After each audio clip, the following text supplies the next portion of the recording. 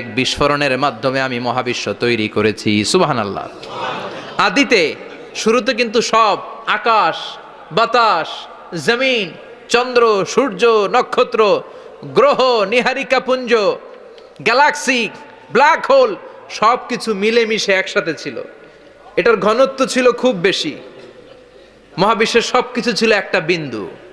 এটাকে বিজ্ঞানীরা নাম দিয়েছে দ্য সিঙ্গুলারিটি, মহা একত্ব।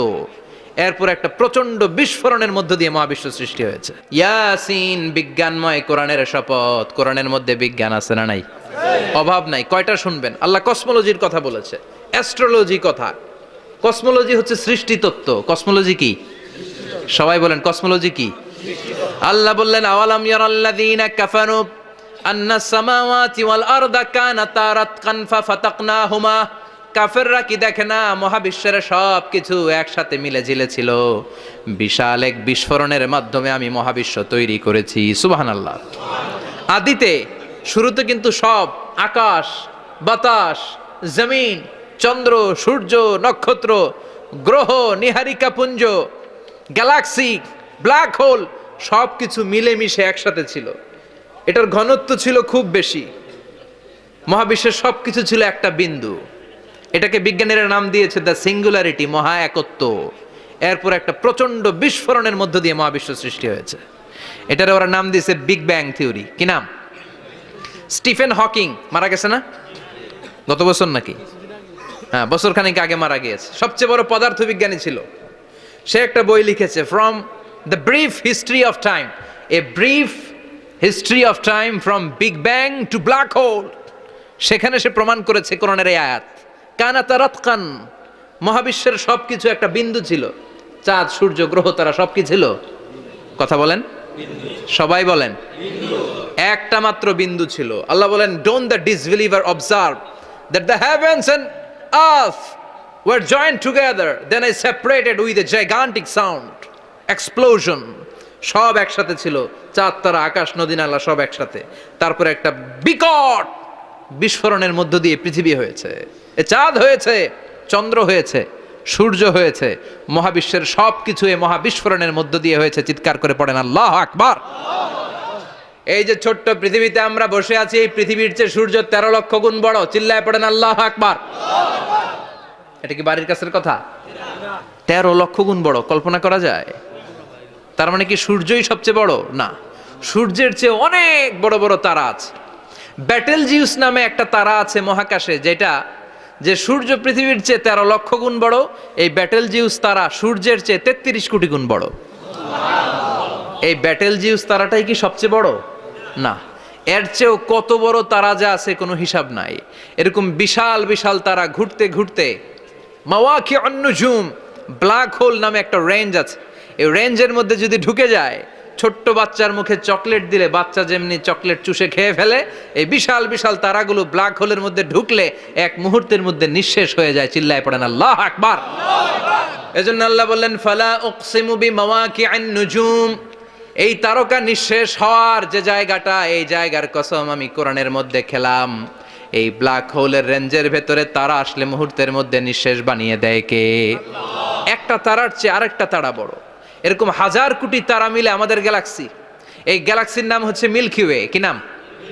আমাদের গ্যালাক্সির নাম কি? সবাই বলেন তো। Milky way. কি নাম? এরকম একটা গ্যালাক্সি না, লক্ষ কোটি গ্যালাক্সি আছে। আমাদের গ্যালাক্সির পরে সবচেয়ে কাছের গ্যালাক্সির নাম অ্যান্ড্রোমেডা। কি নাম? এই অ্যান্ড্রোমেডা গ্যালাক্সি আমাদের গ্যালাক্সি থেকে 2.5 মিলিয়ন লাইট ইয়ার দূরে, মানে 25 লক্ষ লাইট ইয়ার। সুবহানাল্লাহ কইবেন না? আলোর গতি হচ্ছে পৃথিবীতে সবচাইতে বেশি বর্তমান সময় পর্যন্ত। জানেন সেকেন্ডে কত মাইল? 1,86,000 মাইল। এক সেকেন্ডে আলো ছুটে 1,86,000 মাইল বেগে। এত বেগের কোনো প্লেন বা রকেট নিয়ে যদি আপনি আমাদের গ্যালাক্সি থেকে মিল্কি ওয়ে থেকে অ্যান্ড্রোমেডাতে যেতে চান, তাহলে আপনার 25 লক্ষ বছর লেগে যাবে। সুবহানাল্লাহ বাড়িতে যায় বললেন। এরপর আল্লাহ বললেন, ওয়াস সামাআ বানাইনাহা বিআইদিন ওয়া ইন্না লামুসিউন। আকাশ আমি বানালাম, গ্যালাক্সি আমি বানালাম। বানানোর পর থেকে সবগুলোর আমি প্রশস্ত করতে শুরু করে দিলাম। সব ছিল ক্ষুদ্র, একটা বিন্দুর মধ্যে আমি বিস্ফোরণ করলাম একটা আওয়াজ দিয়ে। আওয়াজটা ছিল কুন। আওয়াজটা ছিল কি? জোরে কন, আবার কন। কুন ফায়া ইন্নামা আমরুহু ইযা আরাদা শাইআন আন ইয়াকুলা লাহু কুন ফায়াকুন। আল্লাহ যখন কিছু করতে চান শুধু বলেন কুন, শুধু বলেন বি। কুন মানে বি, ইট ওয়াজ, এটা হয়ে যায়। হাও বলতে দেরি। এই মহাবিস্ফোরণের নেপথ্যে যে শব্দটা ছিল সেটা ছিল কুন। সেটা ছিল কি? আল্লাহ কুন বলতে দেরি, মুহূর্তের মধ্যে বিগ ব্যাং, বিশাল এক্সপ্লোশন, তারপর থেকে মহাবিশ্ব ছড়াচ্ছে। আল্লাহ বলছেন এই কোরআনের ভেতরে বলে দিয়েছেন ওয়া ইন্না লা মুসিউন, আমি এই মহাবিশ্বকে, এই গোটা ইউনিভার্সকে আমি প্রতিনিয়ত সম্প্রসারিত করছি। প্রতিনিয়ত এটা বড় হচ্ছে, সম্প্রসারিত হচ্ছে। চিল্লায় বলেন আল্লাহু আকবার। আজ থেকে মাত্র 20 বছর আগে এটা তারা আবিষ্কার করেছে। এটা কোন সাল? 2000। 20 বছর পেছনে গেলে কত? 1998, তাই না? এই 1998 সালে তারা আবিষ্কার করেছে সুপারনোভা কসমোলজি প্রজেক্ট। এই সুপারনোভা কসমোলজি প্রজেক্টে তারা এই সিদ্ধান্তে এসেছে যে মহাবিশ্ব কোন নামক এক বিস্ফোরণের পর থেকে যে সম্প্রসারিত হচ্ছে, আজ পর্যন্ত এটা শুধু বাড়ছে আর বাড়ছে, অ্যাক্সেলারেটিং হচ্ছে, এক্সপান্ডিং হচ্ছে, এটা কমছে না। কিয়ামত পর্যন্ত এটা বাড়তেই থাকবে। চিৎকার করে পড়েন আল্লাহু আকবার। এজন্য আল্লাহ বললেন ইয়াসিন ওয়াল কোরআনিল হাকিম, বিজ্ঞানময় প্রজ্ঞাময় কোরআনের শপথ। এই কোরআনের ভেতরে আমি কসমোলজির কথা বলেছি, অ্যাস্ট্রোলজির কথা বলেছি, জিওলজির কথা বলেছি, ফিজিক্সের কথাও বলেছি। সুবহানাল্লাহ। ফিজিক্স মানে কি? পদার্থ। পদার্থের সবচেয়ে বড় উপাদান হচ্ছে লোহা। লোহার কথা কিন্তু কোরআনে নাই। আছে? কই আছে? হ্যাঁ, সূরাতুল হাদিদ, লোহার নামে একটা সূরা দিয়েছে আল্লাহ কোরআনে। সুবহানাল্লাহ পড়বেন না? সূরার নাম সূরাতুল হাদিদ। সূরার নাম কি? চিল্লায় বলেন সূরার নাম সূরাতুল হাদিদ। হাদিদ মানে লোহা। আল্লাহ বললেন ওয়া আনজালনাল হাদিদা ফীহি বা'সুন শাদীদ।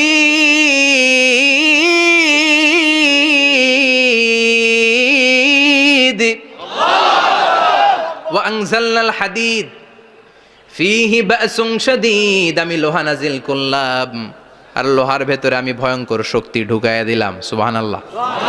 ফিহি মানাফিউ লিন-নাস, লোহার ভেতরে মানুষের জন্য অনেক কল্যাণ আছে। সুবহানাল্লাহ। লোহা ছাড়া পৃথিবীতে কিছু হয়? আংটি বানাতে লোহার দরকার আছে না নাই? ঘড়ি বানাতে, গাড়ি বানাতে, বাড়ি বানাতে, মোবাইল বানাতে, হেলিকপ্টার, প্লেন, রকেট, মাইকের স্ট্যান্ড। সুবহানাল্লাহ কোন? এমন কোন জিনিস নাই যেটার মধ্যে লোহা লাগে না। এজন্য আল্লাহ বললেন এই লোহার নামে আমি একটা সূরা ডেডিকেট করলাম, ওয়া আনজালনাল হাদিদ ফিহি বা'সুন শাদীদ। আমি লোহাকে নাজিল করেছি। আল্লাহ বলেছেন, খেয়াল করে শব্দটা শুনেন, ওয়া আনজালনাল হাদিদ, আমি লোহাকে উপর থেকে নাজিল করেছি। কি করেছি? কথা বলেন।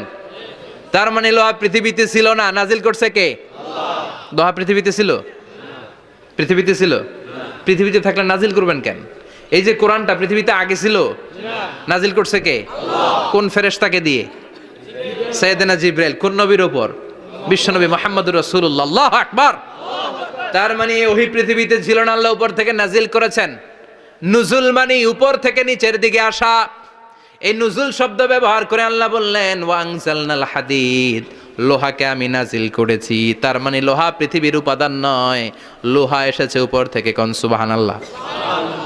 বিজ্ঞানীরা, পদার্থবিদ যারা গবেষণা করে এটাই পেয়েছেন, লোহা আসলে পৃথিবীর না। লোহা পৃথিবীতে উৎপাদন করা হয় নাই। লোহার যে মলিকিউল, অণু আছে, লোহার একটা অণু তৈরি করার মতো ক্ষমতা পৃথিবীর নাই। ইভেন এই সৌরজগতের কোনো কিছুর নাই। সূর্যের তাপেও লোহা তৈরি হতে পারে।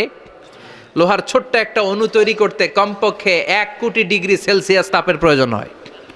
তার মানে এটা পৃথিবীর কোনো উপাদান নয়, এটা আনজালনাল হাদিদ। আল্লাহ বলেন মহাবিস্ফোরণের কারণে গলিত অন্য কোনো তারার ভেতর থেকে লোহার উপাদান আমি পৃথিবীর ভিতরে এনে ঢুকিয়ে দিয়েছি। তার মানে পদার্থের কথা কোরআনে আছে না নাই? সুবহানাল্লাহ কইবেন না? এরপরে বায়োলজির কথা আছে না নাই? বায়োলজিক্যাল অ্যাসপেক্ট অফ মাউন্টেন্স, কেমন করে পাহাড়ি রেঞ্জ তৈরি হলো, আছে না নাই? ওয়াজআলনাল জিবালা আওতাদা, পাহাড়কে আমি পেরেক মেরে দিয়েছি। ওমিয়া কাঠের ভেতরে যখন পেরেক মারেন, পেরেকের বেশিরভাগ অংশ কাঠের ভেতরে ঢুকে যায়, উপরে দেখা যায় সামান্য, ঠিক কিনা? তো লোহা যদি আল্লাহ পেরেক মারেন, উপরে যা দেখা যায় এটা সামান্য, আসল পাহাড় তো মাটির নিচে। সুবহানাল্লাহ কইবেন না? আসল পাহাড় কোথায়? পেরেক যদি কাঠের মধ্যে ঢুকিয়ে দেন, পুরো পেরেকটা কাঠে ঢুকে যায় না, উপরে দেখা যায় কদ্দুর, সামান্য। পাহাড়ের যা আপনি দেখেন এটা তো পেরেকের মাথা, পুরো পাহাড়টা আল্লাহ জামিনের ভেতরে গেড়ে দিয়েছেন। চিল্লায় পড়েন আল্লাহু আকবার।